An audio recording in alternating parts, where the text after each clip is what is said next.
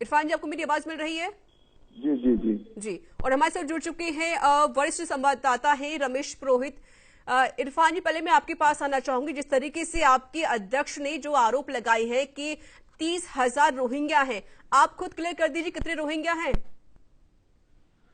ऋचा जी, ये जो अमित शाह जी का बयान है ये निहायत ही बचकाना बयान है। एक देश का गृह मंत्री जब इस तरीके का बयान देता है तो देश को इस पे शर्म आनी चाहिए, देश के लोगों को, ऐसे संवैधानिक पदों में बैठे हुए आपके लोगों अध्यक्ष की। ने बोला है असदुद्दीन ओवैसी ने कि 30,000 रोहिंग्या मुसलमान हैं, तो अमित शाह क्या कर रहे हैं? सही है जी जी, क्या कर रहा है भाई? एक देश का गृह मंत्री और सबसे बड़ी पार्टी का गृह मंत्री बैठ के कर क्या रहा है फिर? अगर इतने रोहिंग्या हैं इलेक्टोरल लिस्ट में तो अभी तक गृह मंत्री खामोश क्यों बैठे थे? क्या कर रहे थे? तमाशा देख रहे थे क्या? ये इस तरीके के बयानात दे करके बचकाने हरकतें जो कर रहा है एक इतनी गरिमा वाले पद पे बैठ करके अमित शाह जैसा शख्स, तो ये पूरे देश के लिए, पूरे लोगों के लिए बहुत ही शर्म की बात है कि इतने बड़े संवैधानिक पद पे बैठा हुआ और सबसे बड़ी पार्टी का सेकंड नंबर का लीडर इस तरीके से बचकाना बयान दे रहा है। और हमारे सदर मोहतरम बैरिस्टर हाजी असदुद्दीन ओवैसी साहब ने सही कहा कि अगर इनके मर्दानगी है तो ये 24 घंटे के अंदर उसमें से 1,000 लोगों के नाम वायरल कर दें कि ये लोग हैं। इसमें क्या गलत है? चलिए रमेश जी, क्या कहेंगे आप? क्योंकि जिस तरीके से लगातार असदुद्दीन ओवैसी लगातार आरोप लगा रहे हैं बीजेपी, उन्होंने खुद कह दिया है कि अगर वाकई में बीजेपी ईमानदार है तो मंगलवार की शाम तक 1,000 नाम सामने दिखा दें।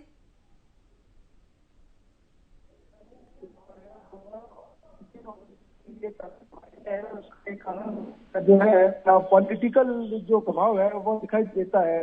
और करके जी पहली बार ऐसा लग रहा है कि वो वो भी साबित करना चाहती है। इसीलिए रोहिंग्या मुसलमानों का जो मामला है या ये उठाना एक सोची तहत होता है। और ओवैसी के लिए तो खास करके क्योंकि आवाज नहीं क्लियर आ रही है, कम से कम इनकी बातों का जवाब तो दिया जाए, ये बोल क्या रहे हैं? चलिए रमेश जी, मेरे सवाल आपसे रहेंगे। जी जी बिल्कुल, इरफान पठान हमारे साथ लगातार जुड़े हुए हैं। इरफान जी, जिस तरीके से असदुद्दीन ओवैसी ने कहा था कि 2018 में जब मुख्यमंत्री योगी आदित्यनाथ ने बयान दिया था कि अगर हैदराबाद में बीजेपी की सरकार बनती है तो हैदराबाद को उन्होंने एक अलग नाम दे दिया था कि भाग्यनगर बनाएंगे, और इसी बात को लेकर खुद असदुद्दीन ओवैसी ने बोला है कि ये कोई लड़ाई हो रही है हैदराबाद में, वो सिर्फ हैदराबाद और भाग्यनगर को लेकर हो रही है। देखिए, मैं बता दूं ऋचा जी, ये पूरा देश जानता है कि चाहे योगी आदित्यनाथ हो जाएं, चाहे नरेंद्र मोदी हो जाएं और चाहे ये अमित शाह जैसे लोग हो जाएं, इनके पास नॉलेज के नाम पे जीरो है, कोई जानकारी नहीं है।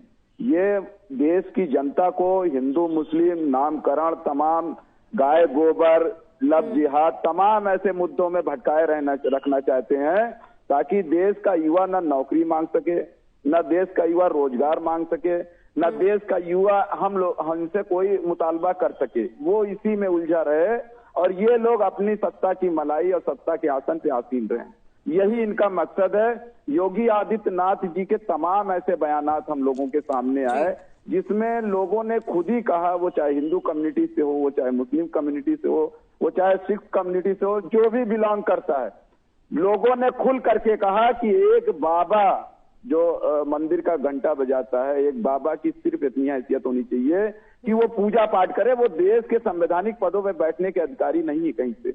लेकिन ये हमारे देश की बहुत बड़ी विडंबना है कि हम आज भी देश के अंदर हिंदू मुस्लिम के नाम पे वोट दे रहे हैं, आज भी देश के अंदर सांप्रदायिकता के नाम पे वोट दे रहे हैं, आज भी मुसलमानों की रोजी रोटी, मुसलमानों के नाम से जो रोजी रोटी वो चाहे गोदी मीडिया कमा करके खा रही हो, चाहे गोदी मीडिया के पत्रकार कमा के, ये मुसलमान नाम में बरकत ही इतनी है कि तमाम लोगों की रोजी रोटी चल रही है। ये आपने देखा होगा। और योगी आदित्यनाथ क्या कर रहे हैं? फैजाबाद को अयोध्या कर दिया, वहां उठा करके मुगल सराय को दीनदयाल उपाध्याय कर, इनके पास इसके अलावा कोई मुद्दा हो तो बताइए ऋचा जी। लेकिन इरफान जी, ये भी कहना गलत नहीं होगा, जितने मुसलमान भारत में सुरक्षित हैं उतने शायद किसी और देश में होंगे। देखिए, मैंने कब ये कहा कि यहाँ असुरक्षित है मुसलमान? हमारी पार्टी ने कहा हम अपनी लड़ाई संवैधानिक तरीके से, संवैधानिक रास्तों को ढूंढ करके उस पे लड़ रहे हैं। हमने ये कभी नहीं कहा असुरक्षित है। लेकिन इन 2014 से लेकर के आज तक मुसलमानों के अंदर जो असुरक्षा की भावना उत्पन्न करने की कोशिश बीजेपी और बीजेपी के लीडरान कर रहे हैं, उसको हमारी पार्टी टाइम टू टाइम मुंहतोड़ जवाब दे रही है। हमारी इनको चुप कराइए, ये जो अगर जो कोई बीच में इंटरप्ट कर रहा है उसको चुप कराइए। मैं अपनी पार्टी की तरफ से आपको ये बताना चाहता हूं, कुल हिंद मजलिस इत्तेहादुल मुस्लिमीन की तरफ से, कि ये जो देश में असुरक्षा की भावना उत्पन्न करने की कोशिश बीजेपी कर रही है, चंद मुसलमानों को मॉब लिंचिंग के नाम पे मरवा करके, चंद मुसलमानों को गाय और गोबर के नाम पे मरवा करके, अब एक नया मुद्दा कि मोहब्बत भी करे इंसान अगर किसी से तो इनसे पूछ करके करे। तो ये क्या पाबंदी आयद कर रहे हैं? अरे आप रोजगार की बात करिए, आप एजुकेशन की बात करिए, आप जो है डेवलपमेंट की बात करिए, आप स्वास्थ्य की बात करिए। इन सारे मुद्दों को हिडन कर दिया गया, छिपा दिया गया सिर्फ सांप्रदायिकता के नाम पे। सांप्रदायिकता फैला करके ये सारे मुद्दों को बीजेपी इसकी आड़ में जो खेल खेल रही है, वो देश का नौजवान युवा जब जगेगा इस नींद से तो वो बहुत पछताएगा। वो चाहे हिंदू हो, वो चाहे मुस्लिम हो, वो चाहे क्रिश्चियन हो, वो चाहे सिख हो। जब उनकी नींद खुलेगी इस चीज से, इस बेहोशी से, तो वो उसके पास पछताने के अलावा कोई मुद्दा नहीं बचेगा। तो इसीलिए मैं आपके चैनल के माध्यम से देश के तमाम युवाओं को एक मैसेज देना चाहता हूं कि जितनी जल्दी हो सके इस सांप्रदायिकता के जहर से बाहर आइए, इस सांप्रदायिकता के खेल से बाहर निकलिए और देश हित में सोचना शुरू करिए। बिल्कुल, हमारे साथ जुड़ चुके हैं बीजेपी के नेता है राजेश साहनी। राजेश जी, स्वागत है आपका न्यूज इंडिया में। नमस्कार राजेश जी, जिस तरीके से हमारे साथ इरफान पठान भी जुड़े हुए AIMIM के नेता हैं, उनका कहना है कि जो बीजेपी है सांप्रदायिकता फैला रही है, क्या कहेंगे? इनसे पूछिए आज तक कौन सी सांप्रदायिकता भारतीय जनता पार्टी ने फैलाई है? सांप्रदायिकता कौन फैलाता है? हम लोगों ने कौन सी फैलाई है बताइए ना। सांप्रदायिकता वो लोग फैलाते हैं।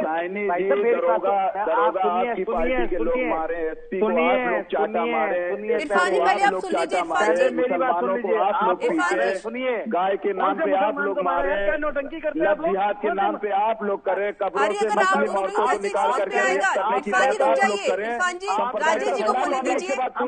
माशाअल्लाह है इरफान जी, राजेश जी को बात पूरी करने दीजिए। बताइए कौन से लफ्ज जहाद वाला मामला गया? कौन से मुसलमान को हिंदुस्तान के अंदर मारा गया है? पूरे विश्व के अंदर इतिहास है कि भारतीय जनता पार्टी जब से नरेंद्र मोदी की सरकार आई है, जाइए होमवर्क करके आइए, होमवर्क करके आइए, होमवर्क करके आइए। इतनी ऐसे देश को बचा लीजिए, देश को आप बताइए। देश की कोई नरेंद्र मोदी देश नहीं हो सकते, योगी आदित्यनाथ भारत नहीं हो सकते। कह रहा हूँ आज तक भारतीय जनता पार्टी के अंदर जब भी सरकार आई है कभी भी कहीं सांप्रदायिक दंगा नहीं हुआ और ना ही कभी होगा। अगर असंप्रदायिक ऋचा जी इनसे कहिए होमवर्क करके आए, होमवर्क करके आए भाई। ये तो बता करके लग रहा है। इरफान जी, पहले उनकी बात सुन लीजिए, फिर अपना बोल लेना। आपको टाइम दिया था। राजेश जी बोले। इनको बोलना आता नहीं, बोलेंगे तो नौटंकी करेंगे। राजेश जी, आप बात पूरी करें। जी, बात पूरी करिए आप। ठीक है, आज तक जब भी मोदी की सरकार आई है कहीं भी कोई सांप्रदायिक दंगा नहीं हुआ। जहाँ जहाँ कांग्रेस और इनकी AMI वगैरह की सरकार गठबंधन चोरों की सरकार बनी है, हर जगह दंगा कराकर अपने कामयाबी के फंदे बांधे हैं।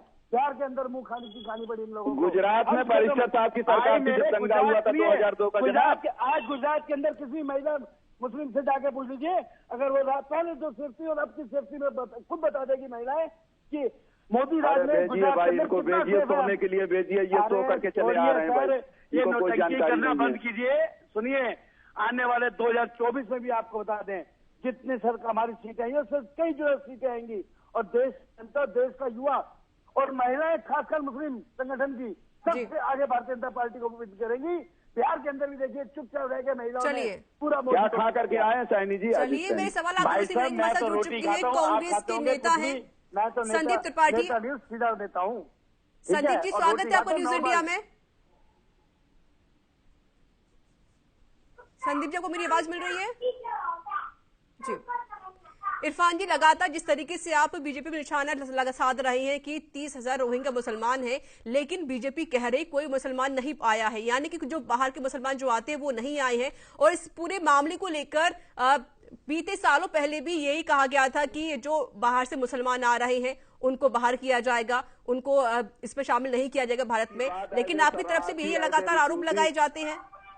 सुनिए रिचा जी मैं आपकी बात समझ रहा हूँ। मैंने बाहर से मुसलमान आने की बात या as a refugee, as a शरणार्थी जो मुसलमान आए हैं वो हैं हिंदुस्तान में, लेकिन अमित शाह जी ने जो इलेक्टोरल लिस्ट की बात की है उस लिस्ट को वो जारी करके बताया कि 1,000 मुसलमान हैं, अगर इनके अंदर मर्दानगी है तो ये मंगलवार तक इसका जवाब देंगे राजेश जी। जी बिल्कुल, इसका जवाब देंगे। साहब ने कहा है राजेश जी जवाब दीजिए। अपनी मर्दानगी उस पर साबित करें। बता दूं, देश के अंदर चाहे मुस्लिम का हिंदुस्तान से आया हो, कहीं से भी आया हो, वो मुस्लिम देश का हिंदुस्तान का नागरिक रहेगा और रहता है। कभी भी इन जैसों ने नोटंकी करनी शुरू की है, भारतीय जनता पार्टी कभी नहीं मुस्लिम के ऊपर करती, कहीं भी नहीं करती। आज आप भी बता दीजिए, अगर केंद्र के अंदर हमारी सरकार है और कई 10 स्टेटों में सरकार हमारी है, कहीं भी मुस्लिम किसी बता दीजिए कोई भी दंगे वाला मामला, शाहजहां की सरकार है, नोटंकी इन्होंने की। हमारे लिए हिंदू मुस्लिम सिख ईसाई सब है भाई, इनकी नोटंकी करनी बंद करें, ये दंगे कराने वाले कार्य कम करें। अगर राजनीति करते राजनीति करना सीखो, भगवान का नाम लेते भगवान का लो, अल्लाह का नाम लेते अल्लाह का लो। आराम करिए। चलिए आप पता क्या होता है, आप तो मुंह की खानी पड़ जाती है सब जगह। आप चोरों के गठबंधन के सरकार हम ही तो लोगों को जगा रहे हैं हिंदुस्तान की सरजमीन पर, और जगह तो चलिए संदीप जी कुछ कहना चाहती है, आप लोग रुकना चाहती है, संदीप जी कहें। जी अभी हमारे मित्रों की आपने नूरा कुश्ती देखी जी। सच्चाई ये है कि सांप्रदायिकता के सिक्के के दो पहलू हैं।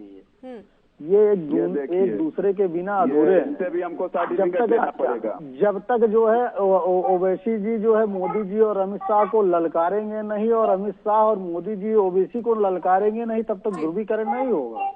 जब आवश्यकता पड़ती है भाजपा को ध्रुवीकरण की, सांप्रदायिकता के जहर फैलाने वाले व्यक्ति शांत रहिए। इस देश की जनता जान गई है आपको कि आप जो है मोदी के पिछलग्गू हैं। आप सिर्फ जो है सांप्रदायिकता फैलाने में बीजेपी की मदद कर रहे हैं, इसके सिवा कुछ कर नहीं रहे हैं। मुसलमानों को गुमराह कर रहे हैं, कट्टरपंथीता को पैदा कर रहे हैं और भाजपा की मदद कर रहे हैं। अगर भाजपा सांप्रदायिक पार्टी है तो उससे ज्यादा सांप्रदायिक आप है, इस बात को आप समझिए। मुंहतोड़ जवाब जनता ने दिया है। रिचा जी इनको कहिए या तो शांत रहे या तो यही बोल रहे। इरफान जी बात पूरी होने दीजिए। इरफान जी आपको वक्त दिया जाता है ना, इरफान जी शांत हो जाइए, आपको वक्त दिया जाता है ना। नहीं, ये आपको भी समय दिया जाएगा बोलने का। बोल लें जी। संदीप जी बात पूरी करें आप। जी जैसा हमने बताया कि ये सिक्के के दो पहलू हैं। जब तक एक तरफ से वार नहीं होगा तब तक दूसरी तरफ वाले को मौका नहीं मिलेगा। ये बीजेपी को मौका प्रोवाइड कराते हैं ध्रुवीकरण का। और ये मान के चलिए कि आप ये वही सीटों पर चुनाव लड़ते हैं जहां पर बीजेपी को फायदा होगा इनके लड़ने से, अन्यथा अन्य सीटों पर ये लड़ने नहीं जाएंगे। अरे भैया आप ये मान के चलिए कि बीजेपी की इनडायरेक्ट में मदद कर रहे हैं। और रही बात दूसरी बात ओवैसी शाह जी का एक और जो बयान आया है तत्कालिक, जिस पर हम चर्चा कर रहे हैं, उन्होंने रोहिंग्या के मुद्दे पर यह बात कही कि अगर भाजपा ये कहती है कि 30,000 वोटर जो है रोहिंग्या के हैं, तो आप ये बिल्कुल उन्होंने एक सवाल जायज सा उठाया है कि उस वोटर लिस्ट को जनता के बीच में भाजपा को लाना चाहिए, इसलिए कि वो सत्ता में है, सरकार में है। और देखिए इरफान जी, या तो आप बोल लीजिए या तो आपको तमीज नहीं है, आप सिर्फ बदतमीजी करने आए हैं, बैठे हैं यहाँ पर। सीरियस डिबेट हो रही है, आपको इंटरप्ट कर रहे हैं, सिर्फ मूर्खता, आप सिर्फ अपनी मूर्खता का परिचय दे रहे हैं। या तो रखिएगा और जबान संभाल करके बात करिएगा। मैंने आपको नहीं, वो वही चीज आप पर लागू होती है। इरफान जी शांत हो जाइए, मर्यादा में बात करें, सब पड़ जाएगा आपको। इरफान जी शांत हो जाइए, बात पूरी होने दीजिए, आपको वक्त दिया जाएगा, आप भी बोलना। बीजेपी के गुंडे हैं, आप पता है हमें, बीजेपी के सेकंड वाले गुंडे हमें पता है भैया, डरते हैं लेकिन हम नहीं है। जब हम अंग्रेजों से नहीं डरे तो आपसे क्या डरेंगे। चलिए संदीप जी आपको रोकना चाहते हैं, हमारे साथ बड़े संवाददाता भी जुड़े हुए हैं, रमेश जी। इरफान जी शांत हो जाएं, इरफान जी आपको वक्त दिया जाएगा, आप भी बोल लेना। रमेश जी, जिस तरीके से बीजेपी हो, चाहे AIMIM हो या फिर कांग्रेस के नेता क्यों लगातार आरोप लगा रहे हैं कि रोहिंग्या मुसलमान आए हैं या फिर नहीं आए हैं, क्या कहेंगे आप इस पूरे मामले को लेकर? आपने सभी की बातों को भी सुना। सही कह रही हैं। आपके जो हैदराबाद में अभी जो चुनाव हो रहा है वो नगर निगम का है, और नगर निगम में वहां पर असदुद्दीन ओवैसी जो है वो चुनाव लड़ रहा है। मुख्य रूप से वहां जो झगड़ा इसी बात को लेकर के है कि बीजेपी ओवैसी के गढ़ में कितनी सेंध लगा पाती है। क्यों कि बिहार के चुनाव के बाद में बीजेपी में जो उत्साह और जोश दिखाई दे रहा है और दक्षिणी राज्यों में वो अपना पैर पसार रही है, यह एक इसके लिए टेस्ट पॉइंट होगा कि हैदराबाद में वह कितना अच्छा प्रदर्शन कर सकती है। और इसके तुरंत बाद में जो है वहां पे पश्चिमी बंगाल में भी चुनाव होने हैं, केरल में भी होंगे, और उसके बाद में जो है आसाम की तरफ भी होगा। तो लिहाजा बीजेपी के लिए यह बहुत जरूरी है कि हैदराबाद में वह जो है अपने एक अच्छा सा प्रदर्शन करे और यह बता दे कि ओवैसी के मुकाबले में जो है उनका जो एक विचारधारा की जो लड़ाई है, और ओवैसी की जो पार्टी ने बिहार में अपना जो प्रभुत्व दिखाया और 5 एमएलए जीता करके, तो ओवैसी के लिए भी यह संकट है पहचान का कि वह हैदराबाद से बाहर निकल करके अपनी कितने जो है रिकॉग्नाइजेशन ले सकते हैं और लोगों को कितना जोड़ सकते हैं। क्यों कि इसके बाद में आपको बिहार में जैसे उन लोगों की जो जीत हुई है उसके बाद में उनका जो मॉरल बूस्ट हुआ है वो महाराष्ट्र में और पश्चिम बंगाल में भी ओवैसी दमदार जो है अपनी एंट्री लेने के लिए तैयारी कर रहे हैं पूरी तरह से। तो लिहाजा चुनावी राजनीति में ये रोहिंग्या मुसलमान हो या धर्म की राजनीति हो, जाति की राजनीति हो, वह चाहे छोटे से छोटा चुनाव हो या बड़े से बड़ा, मतलब कि अब नगर पार्षद के चुनाव से लेकर के संसद के सांसद चुनने तक में ये रोहिंग्या मुसलमान है, हिंदू मुसलमान है या गैर जो मामले उभर करके सामने आते हैं वो रहेंगे। और ये जो छोटी सी जो बात जिसने कि तेजस्वी सूर्या ने अपने जो चुनाव प्रचार के दौरान ये बात कही थी कि हैदराबाद वर्सेस भाग्यनगर, अब भाग्यनगर क्या होता है, हैदराबाद क्या होता है, ये तो पॉलिटिशियंस अच्छी तरह से जानते हैं, लेकिन इन शब्दों के माध्यम से ही सही वे अपना वोट बैंक को मजबूत करना चाहते हैं, चाहे ओवैसी हो या बीजेपी हो। इन लोगों का मकसद ही यही है कि उनका जो वोट बैंक है कहीं बिखर नहीं जाए या हैदराबाद और भाग्यनगर के बीच में कहीं दरार न आ जाए, इसीलिए इस तरह की बातें चुनाव के दौरान और प्रचार के दौरान उभर करके सामने आती है। एक सवाल आपसे, जिस तरीके से असदुद्दीन ओवैसी ने कहा कि जो बीजेपी है वो सिर्फ नफरत फैलाती है, उन्होंने ये भी कहा है कि जो लड़ाई हो रही है ये सिर्फ हैदराबाद और भाग्यनगर को लेकर हो रही है, क्योंकि मुख्यमंत्री योगी आदित्यनाथ ने कहा था 2018 में तेलंगाना में कि अगर बीजेपी की सरकार बनती है तो हैदराबाद का नाम बदलकर भाग्यनगर रख दिया जाएगा। क्या कहेंगे इसको लेकर? यही तो झगड़ा इसी बात को लेकर के है। सर कम शब्दों में जवाब दीजिएगा, कम शब्दों में जी। अगर भारतीय जनता पार्टी कभी भी, अगर योगी जी ने क्या कहा है मुझे उसके नॉलेज में नहीं है, उन्होंने जो बोला है ठीक है, उन्होंने बोला, मैंने नहीं बयान दिया, ठीक, महाराज जी ने जो बयान दिया उनके ऊपर है। और बाकी भारतीय जनता पार्टी एक नॉर्मल तरीके से राजनीति करती है, गुंडई वाली राजनीति नहीं करती है। और संगठन को देखते हुए आज भी अगर हमारा मतलब राजनीति गुंडा वाली होती या मतलब राजनीति धार्मिक संस्थाओं के ऊपर होती या कुछ भी होती, कभी भी ऐसा नहीं करती। अगर बुरा आप बिहार में ले लीजिए ना, बिल्कुल राजेश जी, माफी चाहती हूँ, समय थोड़ी कमी है हमारे पास। बहुत बहुत शुक्रिया आपका हमसे जुड़ने के लिए, और हमारे साथ जुड़े थे रमेश जी, आपको बहुत बहुत शुक्रिया। कांग्रेस नेता जुड़े हैं संदीप त्रिपाठी, आपका बहुत बहुत शुक्रिया। इरफान पठान जी, आपका बहुत बहुत शुक्रिया हमारे साथ जुड़ने के लिए। आप सभी मेहमानों को बहुत बहुत शुक्रिया हमारे साथ जुड़ने के लिए, चर्चा में शामिल होने के लिए।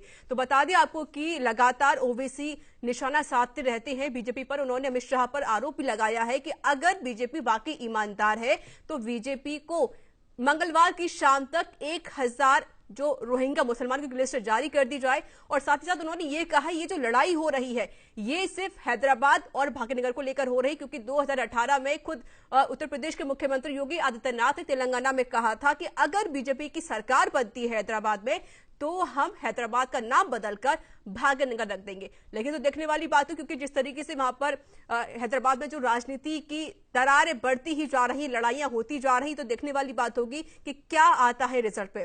तो इसी के साथ हमारी इस खास पेशकश में इतना ही। नमस्कार।